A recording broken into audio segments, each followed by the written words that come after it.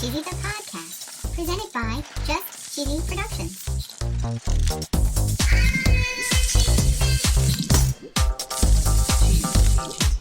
Hi there, I'm your host Fondue. And I'm Cheesy. In this week's episode, we're going to learn about different ways to store cheese. Whoa. We're talking clay pots, What? caves, wax, brine, paper, and cloth. Whoa. We've even curated our very own list on Amazon. We have? And the link is in our show notes. Wow. And of course, no episode would be complete without our very cheesy joke. So cheesy. Stay tuned for episode 181, Wrap, on Just Cheesy, the podcast.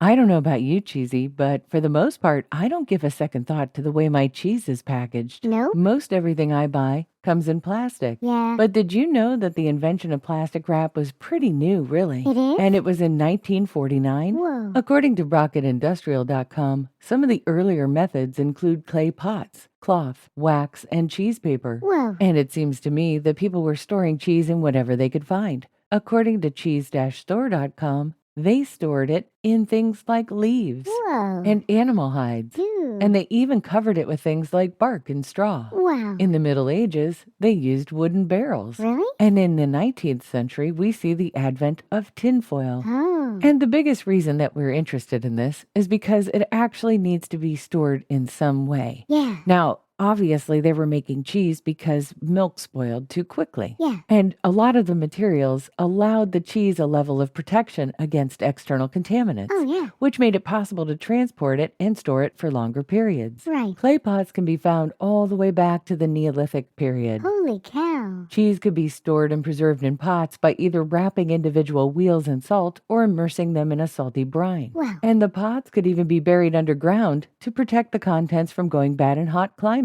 Really? And there's even some cheese that is stored this way today. Whoa. On a website called picatisalumeria.it, Sure. there's a cheese that is still made and kept in a clay jar. Wow. I'm not sure how to pronounce this one, but it looks like coquito Oh. is the name of the cheese. Oh, my goodness. And it's a stretched curd cheese. Okay. And it actually is seasoned. Ooh. And then it's protected by a shell of raw earth. Ooh. And they said in this case, a layer of clay is not spread directly on the rind, Okay. but it's matured for a few weeks and it's enclosed in a pot that's been worked on a lathe. Whoa. The reason the clay pot works so well is that it has the absence of oxygen and it keeps the temperature and humidity constant. Whoa. Cheesecloth is another method of wrapping cheese. It is? And we covered a lot about cheesecloth back in episode 149. Oh, yeah. According to academyofcheese.org, there is a cloth-bound cheddar. Ooh. This cheese dates back as far as the 16th century. Holy cow. The cheese is made in round truckles using cow's milk, Truckle. and it's bandaged in muslin to protect it as it matures. Wow. So we've talked about clay and we've talked about cloth, Yeah. but something that goes back even further are leaves. Leaves. And just like all the other methods, one of the fundamental reasons was the protection against external contaminants. Whoa. And today there are still some cheeses that are wrapped in leaves. Really? Bannon cheese is a French goat's milk cheese. Ooh. It's dipped in, here comes some French, Oh, no. eau de vie, which is French for spirit or water of life. Sure. It's a clear, colorless fruit brandy. Yum. After the soaking in brandy, it's placed in some chestnut leaves Oh, wow. and it's tied with raffia. Whoa. There's a Spanish cheese called queso de Valdeon. Oh, boy. This is a blue cheese and it comes from Leon. And this one can actually be wrapped in either chestnut leaves or sycamore maple. Whoa. Robiola de Capra is a goat milk cheese, Okay. and it is wrapped in fig leaves. Whoa. There's one, and again, I'm sorry about the pronunciation. This is Italian Oh, soft my- cheese called focaccia, Good grief. and it's also wrapped in fig leaves. Yum. The leaves not only protect the cheeses from the elements, Really? but they also give them a little bit of a taste and a lot of aroma on the finish. Wow. Leaf-wrapped cheeses are not sponsors, Nope. but if they were, their ad would go right here. Have you ever wanted to listen to the web? Yeah. Well, Newsly makes that possible. They do? They're an all-in-one audio super app for iOS and Android. Super app. You can listen to trending articles on the web on topics that you choose and get them read to you in a natural human voice. What kind of topics? Sports, Cheese? tech, business, Cheese. science. Cheese? I'm sure there's even cheese. Yay! They even have an entire section for podcasts. Are we there? Of course we are. Ooh. It's one of my new favorite podcast apps. They even have digital radio. Holy cow. Just go to www.newsly.me to download it free. Whoa. Or use the link in the description. If you use the promo code CHEESY, that'll get you 1 month free premium subscription. Yay, Newsly. Now, back to the podcast. Now, we know a little bit more about some of the other wrappings. One, of course, is wax. Yeah. And Baby Bell Okay. is a wax rind cheese. Oh, yeah. And Edam is also one that is stored in wax. Yeah. Foil has produced a wrapper for quite a few different cheeses. Yeah. And currently one is called the Laughing Cow. Oh, yeah. Each little wedge is individually wrapped in foil. Yum. According to paroledefromage.com, Oh, my. and I could be messing that up, there's a link in the show notes. Oh, you They are. talk a little bit about storing cheese properly. Really? They talk about the obvious, Okay. the refrigerator. Oh, yeah. Cheese likes to be cold, but drying properties of refrigerators are not good. Yeah. So it cannot be in contact with the ambient air in the appliance, it said. Okay. So you don't want to leave it unwrapped. Oh, sure. Plus, leaving it unwrapped can also leave some weird smells in your fridge. Oh, yeah. They suggest storing it in cheese paper Oh. in the vegetable crisper. Oh, yeah. They also say you can put it in Tupperware, but you should wrap each one individually in its own box. Oh, good idea. They recommend glass as a preference to plastic because it allows you to keep the humidity better and avoid aromas and bad smells.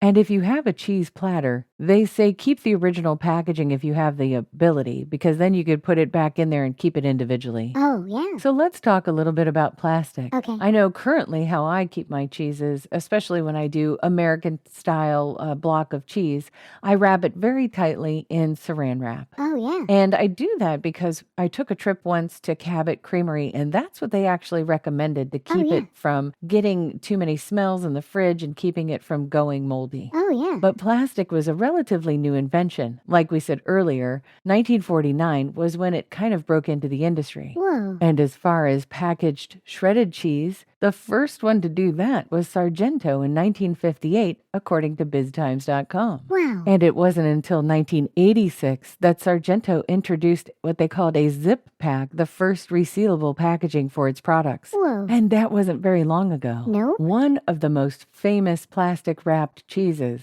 didn't actually come in individual slices originally. It didn't? In 1948, Kraft American Pasteurized Processed Cheese came in a 2-pound block. Whoa. And what I thought was really interesting is that the slices are not actually slices off of a block. They're not? In 1950, Kraft introduced these slices, but they're actually formed separately in manufacturing. Wow. And originally, they did come in slices, but they were not wrapped individually, Whoa. which didn't happen until they developed a machine in 1956. Wow. At one point in its history, block cheese used to come in boxes. Oh, wow. They were first used in 1890 to ship cheese from Europe. Holy cow. They're usually made of maple, ash, or hickory, Whoa. and they were nailed to pine wood pieces on the top and the bottom. According to the antiquejourney.com, these boxes would actually be printed with the name of the farm or the factory and the type of cheese. Ooh, The boxes help the cheese from flipping over during transport. nice. Cheeses like Provel and Velveeta are what they call processed cheese. Oh. Say what you will about these cheeses, but they have a very long shelf life. Yeah. And the mass-produced nature dramatically lowers their costs. Ooh. Most often they're served in a block, but they can also be sliced and separated by wax paper. Whoa. A couple of newer ways to wrap or package your cheese is vacuum packaging. Oh. The vacuum creates an airtight seal around the cheese. Wow. There's also one that we learned about called modified atmosphere packaging. Whoa. And they say this is a game changer for the industry. Really? This replaces the air inside the packaging with a specific gas mixture, typically nitrogen and carbon dioxide. Whoa. According to plyveneer.com, this controls the atmosphere and it extends the shelf life and maintains their quality. Nice. We've been seeing a few really cool things showing up. We have. According to realsimple.com, there's a storage box that keeps cheese perfectly. Yeah. To me, it resembles a recipe box. Yeah. But there's also a few other types that you can buy on Amazon. Oh. The plastic keeper is called a cheese vault. There's also a wooden one called a cheese grotto. Oh. And then there's even a pot or a stoneware pot